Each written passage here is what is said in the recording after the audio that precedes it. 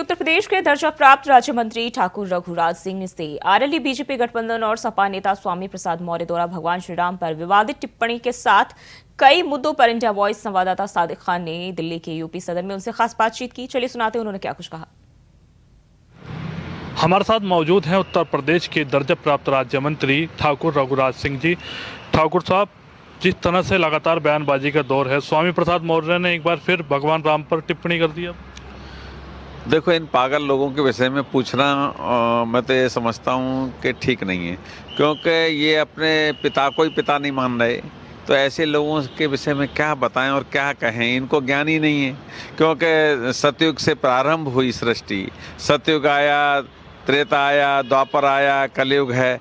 जब ये अपने पिता को ही पिता कहने को तैयार नहीं है तो इनके विषय में क्या कहें, क्योंकि अपने पूर्वजों को नहीं मानने को तैयार। हम लोग तो ये सनातन धर्म तो ऐसा है कि हमने पूर्वजों को भी पिंडदान करते हैं कि नहीं।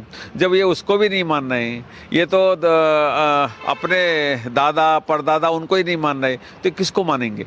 तो ये तो दैत्यों के वंशज हैं।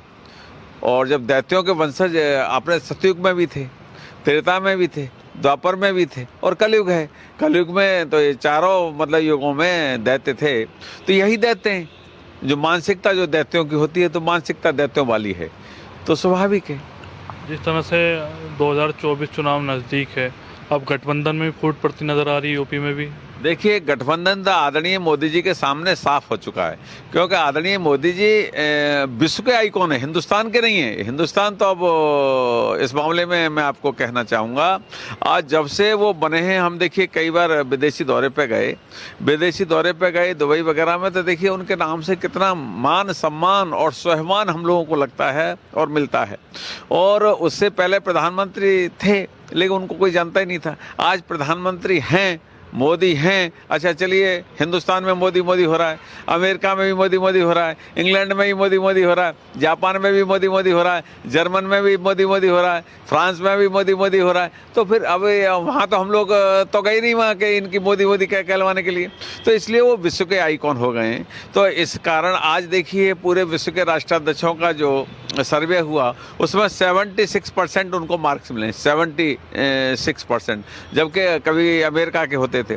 आज सबको पछाड़ के आदरणीय मोदी विश्व में। तो इसलिए हिंदुस्तान में तो भारी बहुमत के साथ सरकार बनेगी और 400 प्लस के साथ सरकार बनेगी, क्योंकि जनमानस ने तय कर लिया है। अब देखिए, अब लोकदल भी आ गया, तो दरार क्या है उसमें, है था ही कुछ नहीं। तो वो तो सब कहाँ की ईंट कहाँ का रोड़ा, भानुमती ने कुनवा जोड़ा। भानुमती का कुनवा था, तो इसलिए भानुमती के कुनवा में तो कभी भी फूट हो सकती है। ये कुनवा वैसा था, आइडियोलॉजी कल कुनवा नहीं था, ये भानुमती का कुनवा था। स्वार्थी थे, 420 हैं, और मैं तो 420 न कह के 840 इसलिए कहता हूँ कि अपने बेटा को, बेटी को, चाचा को, चाची को, ताई को, इन्हीं को बनाना चाहते हैं। मतलब ये बरादरी के नाम पे केवल अपने घर में बनाना चाहे, बरादरी को कोई लाभ नहीं देते ये लोग। अब तो जयंत चौधरी ने भी ट्वीट कर दिया कि दिल जीत लिया है। हाँ, तो मैं बताया ना, लोकदल भी आ गया, तो हम तो उनका स्वागत कर रहे हैं। ज्वाइनिंग कब तक है? अब ये तो देखिए बड़े लोग, राष्ट्रीय अध्यक्ष जी हमारे निर्णय लेते हैं, आदरणीय प्रधानमंत्री निर्णय लेते हैं। ये तो लेकिन मैं आपके माध्यम से यही कहूँगा कि विपक्ष था ही कहाँ।